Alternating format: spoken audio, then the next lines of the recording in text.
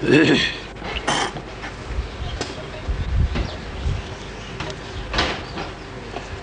باللہ من الشیطان الرجیم بسم اللہ الرحمن الرحیم۔ عزیزان من، یوں تو ہمارا ہر درس قرآن مجید ہی کا درس ہوتا ہے، لیکن آج کی جس تقریب کے سلسلے میں یہ خصوصی درس پیش خدمت کر رہا ہوں، اس کی اہمیت کے اعتبار سے اسے بھی ایک خصوصیت حاصل ہے۔ دنیا کی ہر قوم اور ہر مذہب میں سال میں کچھ دن ایسے رکھے ہوتے ہیں جنہیں وہ اپنے تہوار کے طور پر مناتی ہیں، لیکن وہ تہوار عام طور پر انسانوں ہی کے متعین کردہ ہوتے ہیں۔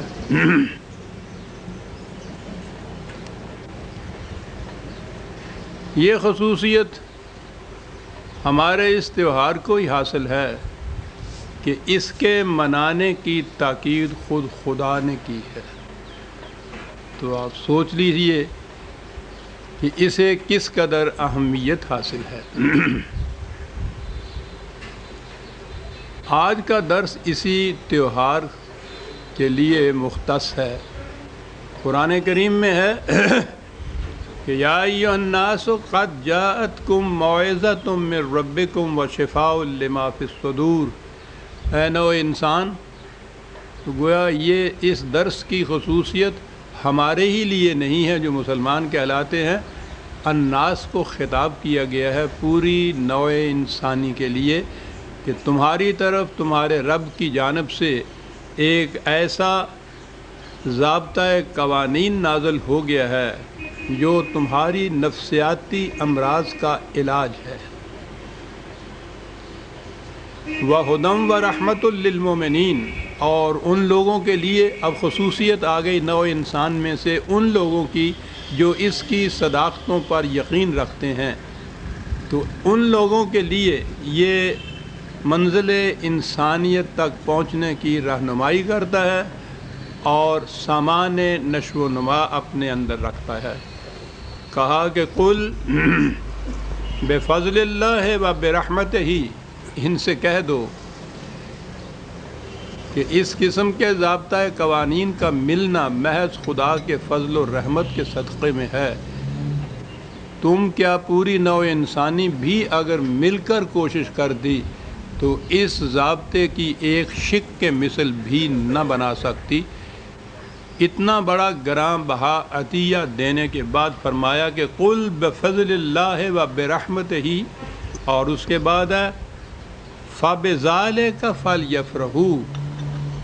تو اس قسم کے عطیہ کے عطا ہونے پر تمہیں چاہیے کہ جشن مسرت مناؤ۔ تو گویا خود خدا نے اس کی تاکید کی ہے اس تقریب کو بطور جشن منانے کے، اور وہ ایسی چیز ہے کہ ہوا خیر مما یجمعون۔ تم جس قدر بھی متاع حیات سامان زیست کو جمع کر لو، یہ اس سے بھی زیادہ گراں بہا ہے۔ تو اتنا بڑا گراں بہا عطیہ مل جائے، مفت مل جائے، تو واقعی وہ ایک ایسی چیز ہے کہ جس کے شکریہ کے طور پر ایک جشن منانے کی ضرورت ہے۔ یہ ہے قرآن نازل ہونے کی تقریب۔ مجھے بدرگاہ رب العزت سجدہ شکرانہ ادا کرنا چاہیے، وہ تو میں کیے ہی رہتا ہوں، کہ اس تقریب کو جسے ہم عید کہتے ہیں، جشن نزول قرآن کی اصطلاح سے پکارنے کی ابتدا جہاں تک مجھے یاد پڑتا ہے میں نے ہی کی تھی۔ اللہ کا شکر ہے کہ آج یہ الفاظ ہر ایک کی زبان پر ہیں۔ یہ جشن نزول قرآن کی تقریب ہے، چونکہ ہمارے ہاں تو قرآن کی حقیقتوں کو فراموش کر دیا گیا ہے، اس لیے جو کچھ ہوتا چلا آ رہا ہے اسے ہم محض رسماً عادتاً منا لیتے ہیں۔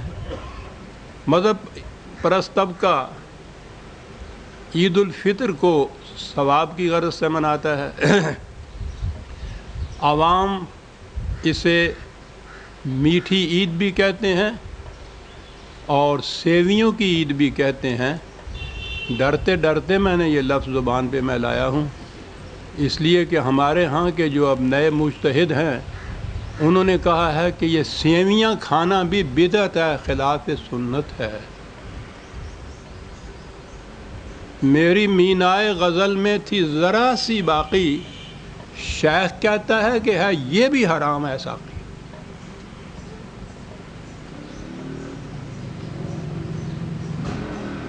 پلاؤ اور مرغا بالکل سنت کے مطابق، غریبوں کی سیویاں خلاف سنت۔ کیا کہے، جو چاہے آپ کا حسن کرشمہ ساز کرے۔ جب امتیں زوال پذیر ہوتی ہیں تو ان میں بڑی کثرت سے مجتہد پیدا ہو جاتے ہیں، کوئی پوچھنے والا ہی نہیں ہوتا کہ کوئی اتھارٹی بتائیے، کوئی سند تو دیجئے، جو کچھ بھی ہے، جو کچھ ہم نے فرما دیا وہ سند ہے، نہیں مانتے تو پھر کفر کا فتویٰ لگتا ہے۔ لیکن اس کی ضرورت بھی نہیں تھی، سیویوں تک تو اب ہمارے ہاں کے غریبوں کی رسائی مشکل ہو گئی ہوئی ہے۔ مہنگائی نے اتنی کمر توڑ دی کہ اس تہوار پر بھی نہ بڑوں کو سیویاں میسر آتی ہیں، نہ ان کے بچوں کو کھلونے یا کم از کم نئے کپڑے یہ بھی میسر نہیں آتے۔ اقبال نے تو 60-70 سال پہلے ایک آہ کھینچی تھی اور کہا تھا کہ اے باد صبا کملی والے سے جاگ کہیو پیغام میرا، قبضے سے امت بیچاری کے دین بھی گیا دنیا بھی گئی۔ آج وہ زندہ ہوتا تو معلوم نہیں کس طرح تڑپتا اور کس طرح ہمیں تڑپاتا۔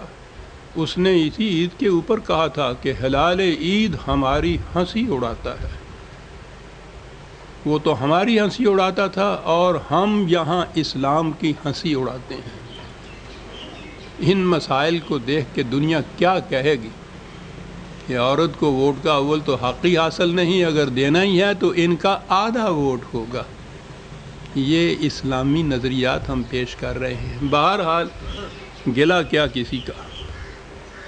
قرآن جو آیا ہے تو ہمارے ذہن میں تو یہی ہے نا کہ یہ خدا کے متعلق کوئی باتیں کرتا ہے، لیکن یہ دیکھیے کہ خود خدا کیا کہتا ہے۔ وہ کہتا ہے کہ لقد انزلنا الیکم کتابا فیہ ذکرکم افلا تعقلون، ہم نے تمہاری طرف ایک ایسی کتاب نازل کی ہے جس میں خود تمہارا ذکر ہے، لیکن عقل و فکر سے اس پہ غور کرو گے تو یہ بات سمجھ میں آئے گی کہ اس میں خود تمہارا ذکر ہے۔ کتنی عجیب چیز ہے کہ یہ کتاب عظیم اور اس میں کہا گیا ہے کہ اس میں تو خود تمہارا ذکر ہے۔ ذکر کے عربی زبان میں ایک تو وہی معنی ہے جو ہمارے ہاں مروج ہیں، ذکر کسی کا۔ اس اعتبار سے بھی یہ دیکھیے تو کہا یہ گیا ہے کہ قرآن میں خود انسان کا ذکر ہے۔ اقبال نے اس کے متعلق بھی بڑے حسین انداز میں کہا تھا خدا کو مخاطب کر کے کہ محمد بھی تیرا، جبریل بھی، قرآن بھی تیرا، مگر یہ حرف شیریں ترجمہ تیرا ہے یا میرا؟ یہ ترجمان جو ہے یہ ہمارا ترجمان ہے جو خدا نے کہا۔ بڑی عظیم بات ہے۔ انسان کا خود دیکھیے مقام کتنا بلند ہو جاتا ہے کہ خدا ایک کتاب اور آخری کتاب کہ جس کے بعد ترا کشید و دست از قلم کشید خدا، اور اس میں خود انسان کا ذکر ہے۔ اور ذکر کے دوسرے معنی عربی زبان میں، اور وہ اس سے بڑی اہمیت رکھتا ہے، اس کے معنی شرف اور مجد ہوتا ہے، عزت کا مقام ہوتا ہے، کہ قرآن وہ ہے جس میں تمہارا شرف اور مجد اور عزت کا مقام پوشیدہ ہے۔ اب آپ سوچ لیجئے،